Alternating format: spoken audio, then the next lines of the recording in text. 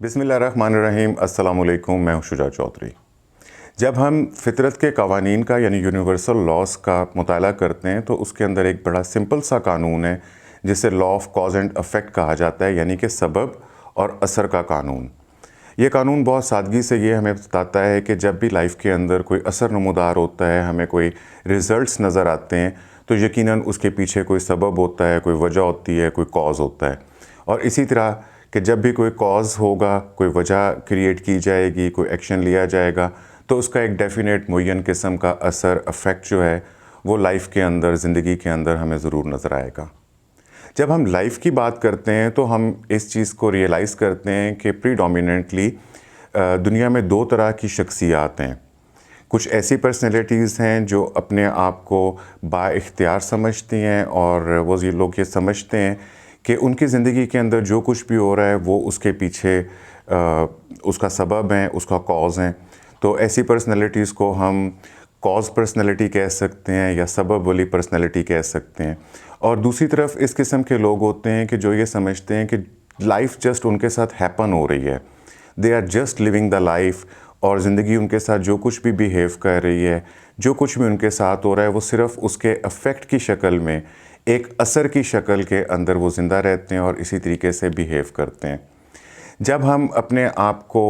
Cause समझते हैं, हम अपने आप को सबब समझते हैं, तो हम अपने आप को बहुत बाइख्तियार महसूस करते हैं। और जितना आप अपने आप को बाइख्तियार महसूस करेंगे, उतनी ही आपकी ज़िंदगी जो है वो खुशगवार होगी और आप ज़िंदगी के अंदर मुतमईन होंगे। तो इसलिए हमें अपनी ज़िंदगी की वेलबींग के लिए इस बात का मुहासबा ज़रूर करना चाहिए कि हम अपनी ज़िंदगी में किस तरह की शख्सियत के तौर के ऊपर ज़िंदा हैं।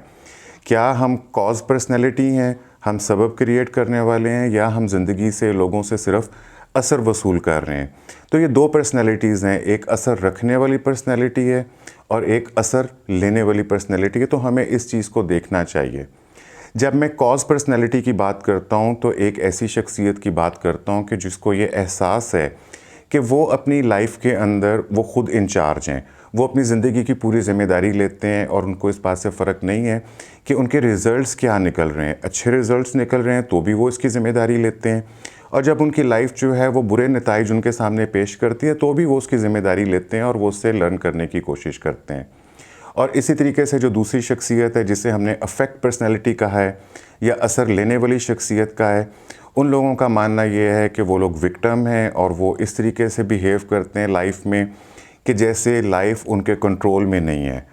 वो लाइफ के ऊपर ख़ुद कोई असर नहीं कर सकते, बल्कि उनके इर्द गिर्द जो कुछ भी हो रहा है, हालात वाक़यात, लोगों की वजह से वो हर चीज़ का असर अपने ऊपर लेते हैं। तो ये काबिल रहम लोग हैं, ये अपने आप को विक्टिम समझते हैं।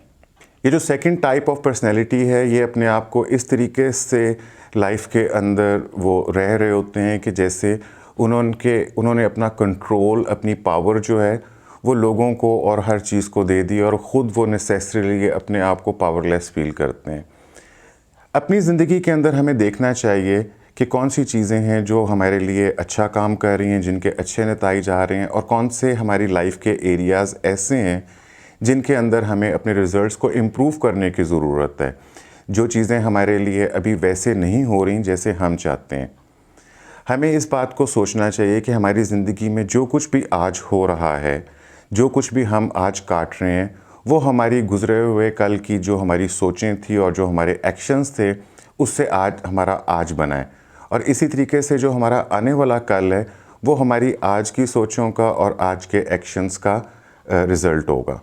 आप अपनी लाइफ के अंदर जिस एरिया को इम्प्रूव करना चाहते हैं, अपने फाइनेंसेस को, अपने रिलेशनशिप को, अपनी हैबिट्स को, या जहाँ पे भी आप समझते हैं कि चीज़ें अभी वैसी नहीं हैं, तो अपने उस एरिया के ऊपर पॉन्डर करना चाहिए। उसको आप राइट करें, उसको कहीं लिख लें और फिर वहाँ पे देखें कि इस ख़ास एरिया में आप कॉज़ की तरह बिहेव कर रहे हैं या अफेक्ट की तरह बिहेव कर रहे हैं। क्या आप कोई प्रोएक्टिव एक्शन ले रहे हैं, आप कुछ अच्छे रिज़ल्ट्स क्रिएट होने के लिए उसका सबब बन रहे हैं, या आप सिर्फ़ एक अफेक्ट की तरह बिहेव कर रहे हैं कि जो कुछ भी आपकी लाइफ में हो रहा है सिर्फ़ आप उसी का फल काट रहे हैं या उसको बर्दाश्त कर रहे हैं। क्योंकि अक्सर देखा यह गया है कि वो ज़िंदगी के फील्ड्स जिसके अंदर हमें इम्प्रूवमेंट की ज़रूरत होती है, तो हम कॉन्शियसली या अनकॉन्शियसली हम लोगों को, अपने इर्द गिर्द होने वाले हालात और वाक़यात को इतनी पावर दे देते हैं कि वो हमारे इमोशंस, हमारी थॉट्स या हमारी ओवरऑल लाइफ के वो चीज़ें इंचार्ज बन जाती हैं और हम अपने आप को पावरलेस फील कर रहे होते हैं। तो हमें एक्चुअली उन पर्टिकुलर इश्यूज़ के ऊपर फोकस करने की ज़रूरत है और वहाँ पे प्रोएक्टिव एक्शन लेने की ज़रूरत है। जब असर रखने वाली और असर लेने वाली पर्सनैलिटीज़ की बात होती है और हमने उसमें अपने आप को डिटर्मिन करना होता है या किसी शख्स को डिटर्मिन करना होता है, तो हमें कैसे पता चले कि हमारी पर्सनैलिटी किस किस्म की है। तो उसमें जो सबसे आसान चीज़ जो मैं आपको टिप देता हूँ वो ये है कि उस शख्स का जो माइंड सेट है, चाहे वो आपका है या वो दूसरे शख्स का है, उसका थिंकिंग स्टाइल जो है वो बताता है कि वो कॉज पर्सनैलिटी है, अफेक्ट पर्सनैलिटी है। और ये चीज़ झलकती है उसकी लैंग्वेज से कि वो किस किस्म की लैंग्वेज अपने साथ इस्तेमाल करता है अपने सेल्फ टॉक में,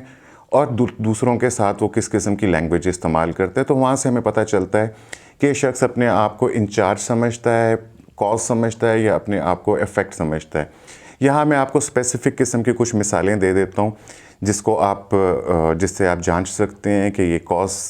पर्सनैलिटी है या अफेक्ट पर्सनैलिटी। और फिर मैं आपको बताऊँगा कि हम कैसे ईज़िली अपने सेल्फ डायलॉग को, अपने सेल्फ टॉक को लेस एम्पावर्ड से ज़्यादा एम्पावर्ड कर सकते हैं। मिसाल के तौर के ऊपर आप एक एग्ज़ाम्पल है कि एक शख्स है, वो ये कहता है कि जब भी वो दूसरा शख्स मेरी तरफ देखता है तो मुझे बहुत बुरा लगता है, या वो कहता है कि जब भी वो इस तरीके से मेरे से देखता है या ऐसा बात करता है तो मुझे बहुत बुरा लगता है। यहाँ पे अगर हम देखें तो इस सेंटेंस में हमें पता चलता है कि इस शख्सियत ने अपने आप को एक विक्टिम के रोल में प्ले किया है कि जैसे मैं पावरलेस हूँ और उस शख्स के पास ताकत है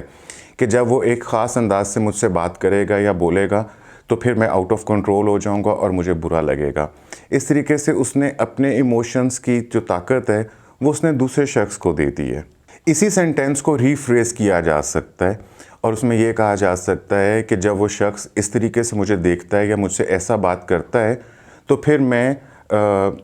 बुरा फील करना पसंद करता हूँ या चूज़ करता हूँ। No, this is very different. हम नॉर्मली ऐसे नहीं सोचते क्योंकि हम ये समझते हैं कि ये मेरी चॉइस नहीं है कि मुझे कैसे फ़ील करना है। लेकिन अगर आप दोबारा इसको रीफ्रेज करें और आप ये कहें कि जब भी वो शख्स ऐसा करता है या ये ऐसा वाक़या पेश आता है तो फिर मैं ऐसा करना पसंद करता हूँ, तो नाउ चॉइस आपके हाथ में आ गई क्योंकि ये अब आपकी चॉइस है कि आप इसको कैसे चूज़ कर रहे हैं। You are choosing how to feel. जब इंसान के पास चॉइस आ जाती है और उसको ये पता चल सकता है कि मैं एक चीज़ चूज़ कर सकता हूँ तो फिर वो किसी और तरीके से भी चूज़ कर सकता है। तो I hope you are getting me कि पहले हमें इस चीज़ को रियलाइज़ करना है कि हम कैसा भी सोचते हैं, हम कैसा भी महसूस करते हैं, हम अपने आप को बाइख्तियार समझते हैं या बेख्तियार समझते हैं, कॉज समझते हैं या अफेक्ट समझते हैं, तो ये हमारी अपनी सेल्फ टॉक से स्टार्ट होता है और जिस तरह हम लोगों से बात करते हैं। जब हमें इस बात का पता चल जाता है कि चॉइस हमारे हाथ में है तो हम अपने आप को एम्पावर्ड फील करना शुरू कर देते हैं। और जैसे मैंने कहा कि जब हम एम्पावर्ड फील करते हैं तो हमारी लाइफ खुशगवार होना शुरू हो जाती है और हमें मुतमईन हो जाते हैं।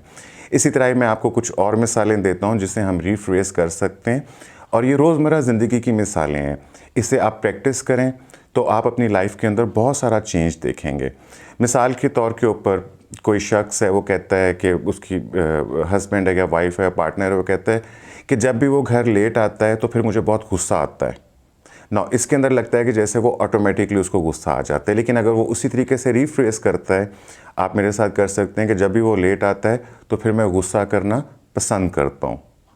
इसी तरीके से एक हस्बैंड वो कहता है कि जब मैं बात करता हूँ तो मेरी बीवी जब इधर उधर देखना शुरू कर देती है तो उससे मुझे बहुत फ्रस्ट्रेशन होती है। वो ये कह सकता है कि जब वो इधर उधर देखती है तो फिर मैं फ्रस्ट्रेट फील करना पसंद करता हूँ। और एक वाइफ है, वो ये कहती है कि जब मेरा हस्बैंड जो है वो अपने दोस्तों के साथ कहीं बाहर चला जाता है और मुझे बता के नहीं जाता तो फिर मुझे बहुत परेशानी होती है। और वो यूँ भी कह सकती है कि जब ऐसा होता है तो मैं परेशान होना चूज़ करती हूँ, मैं परेशान होना पसंद करती हूँ। तो अपनी लाइफ के अंदर भी देखिए कि अगर आप या कोई और शख्स इस किस्म की लैंग्वेज इस्तेमाल कर रहा है और अपने आप को विक्टिम शो करने की कोशिश कर रहा है, कॉन्शियसली या अनकॉन्शियसली, कोई जान के ऐसा नहीं करता, लेकिन चूंकि हमें मालूम नहीं होता कि चॉइस हमारे हाथ में है तो इसलिए हमारे साथ ऐसा हो जाता है। लेकिन इससे हम अपने आप को अफेक्ट बनाना शुरू कर देते हैं, हम असर लेने वाली पर्सनैलिटी बनाते हैं। तो फिर हमारे इर्द गिर्द जो कुछ भी हो रहा होता है वो हमारे मिजाज के ऊपर, हमारे बिहेवियर पे, माइंडसेट के ऊपर बहुत ज़्यादा असर करता है। और चूँकि हमारे एक्शंस जो हैं वो हमारी थॉट्स के बाद आते हैं, हमारे इमोशंस के बाद आते हैं, तो जब आप नेगेटिव इमोशंस में चले जाते हैं तो फिर आप एम्पावर्ड एक्शंस नहीं ले सकते। आप ऐसे एक्शंस नहीं ले सकते जिससे आपकी लाइफ के अंदर बेहतर किस्म की चीज़ें हो सकती हैं। ये जो मिसालें मैंने आपको दी हैं, अगर इससे मिलती जुलती लैंग्वेज आप इस्तेमाल करते हैं तो आप उसको डिटेक्ट करें और अपनी अफेक्ट लैंग्वेज को जो है वो कॉज लैंग्वेज के अंदर कन्वर्ट करें। कि जब आप ये एहसास कर लेते हैं कि चॉइस आपके हाथ में, तो फिर जैसे मैंने पहले कहा कि आप दूसरी तरह भी सोच सकते हैं कि जब आप ये देखते हैं कि मैं ऐसा पसंद करता हूँ तो फिर मैं इसके अलावा और क्या पसंद कर सकता हूँ, तो मेरे पास और कौन सी चॉइसेस हैं कि इन सूरत हाल के अंदर, इसी तरह की सिचुएशन के अंदर एम्पावर्ड चॉइसेस क्या हैं, मैं और किस तरीके से महसूस कर सकता हूँ, मैं और कौन से पहलुओं के ऊपर जो है वो नज़रसानी कर सकता हूँ। तो आई होप कि आप अगर इस एक टिप को भी अपनी लाइफ के अंदर शामिल कर लेते हैं और अपने आप को अफेक्ट पर्सनैलिटी से कॉज पर्सनैलिटी के अंदर ले जाते हैं, या वो लाइफ के जो सर्टन फील्ड्स हैं जहां आप इम्प्रूवमेंट करना चाहते हैं वहां पे आप अपने सेल्फ डायलॉग को चेंज करते हैं, तो आई एश्योर यू कि सिर्फ एक ये टिप जो है वो आपकी ज़िंदगी के अंदर बहुत सी खुशगवार तब्दीलियाँ लेकर आ सकती है। I hope this will help you. अपना बहुत ख्याल रखिएगा। Have a good day.